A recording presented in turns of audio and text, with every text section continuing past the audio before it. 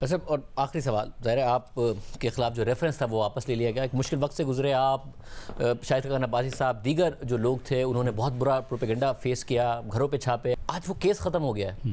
آپ نے کیس بھگتا کیونکہ آپ نون لیگ میں تھے، مگر آج آپ نون لیگ میں نہیں ہیں.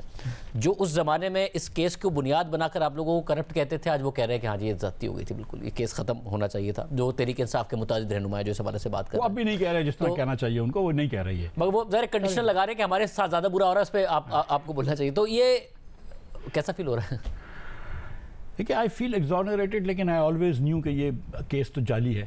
اور میں یقیناً میں آپ کو بتا دیتا ہوں کہ جس دن مجھے پکڑا تھا، دوسرے دن میرا دوست گیا تھا حسین اکبر صاحب سے ملنے، جو ڈپٹی چیئرمین تھے. انہوں نے کہا مفتاح کے خلاف ہمیں کچھ بھی نہیں ہے، اس کو بولو یا نواز شریف کے خلاف یا شاہد عباسی کے خلاف بیان دے دے.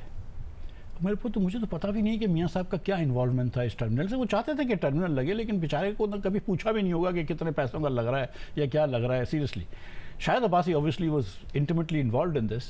عباسی صاحب خود بھی یہ کہتے ہیں کہ میاں صاحب نے کچھ نہیں. میاں صاحب کا کوئی تعلق نہیں. مطلب میں کیا، ہم جھوٹ بول کے میاں صاحب کو امپلیکیٹ کریں یا میں جھوٹ بول کے شاہد بھائی کا بڑا پن یہ تھا کہ انہوں نے مجھے جیل سے لیٹر لکھے 2 مرتبہ، مجھ سے 8-10 دن پہلے پکڑے گئے تھے کہ مفتاح تو میرے خلاف بیان دے اور اپنے آپ کو بچا لے. ان کا بیٹا میرے پاس آیا، کراچی بھی آیا، اسلام آباد بھی مجھ سے ملنے آیا. میں کہا مجھ سے یہ نہیں ہو سکتا. اور شاہد بھائی آپ کو پتہ ہے کہ ECL پہ ڈالے گئے تھے نا جب، تو وہ لندن میں تھے. وہ واپس آئے پاکستان میں، حالانکہ لوگ جس کو بھاگنا ہوتا ہے وہ نہیں آتا.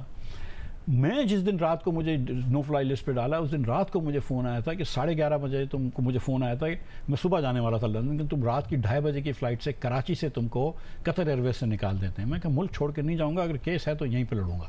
تو ہم کو تو اس وقت سے پتہ تھی کہ یہ سب بیکار باتیں ہیں. نیب والوں کو بھی پتہ تھی کہ بیکار باتیں، جھوٹ ان کو بولتے تھے ہم سے یہ آ کے.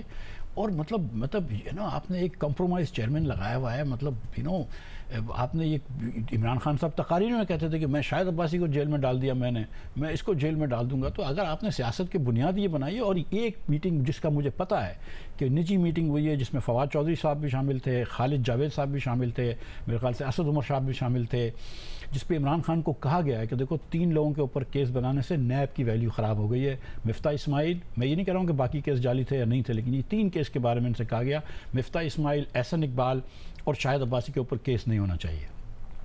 Nobody thinks کہ they are corrupt and the cases are completely stupid. Imran Khan نے کہا کہ نہیں، میری سیاست جو ہے وہ خراب ہو جائے گی، میرا بیانیہ خراب ہو جائے گا، لہٰذا ان کو جیل میں رہنے دو. تو ان کے بیانیے کے لیے میرے گھر پہ چھاپے مارے اور میری بیوی کی کلوزٹس کو سرچ کیا گیا. ٹھیک ہے، ان کے بیانیے کے لیے مجھ کو سالٹری کنفائنمنٹ میں رکھا گیا، شاہد عباسی کو رکھا گیا، اور لوگوں کو رکھا گیا، احسن اقبال کو جیل میں ڈالا گیا تاکہ عمران خان کا بیانیہ چلے.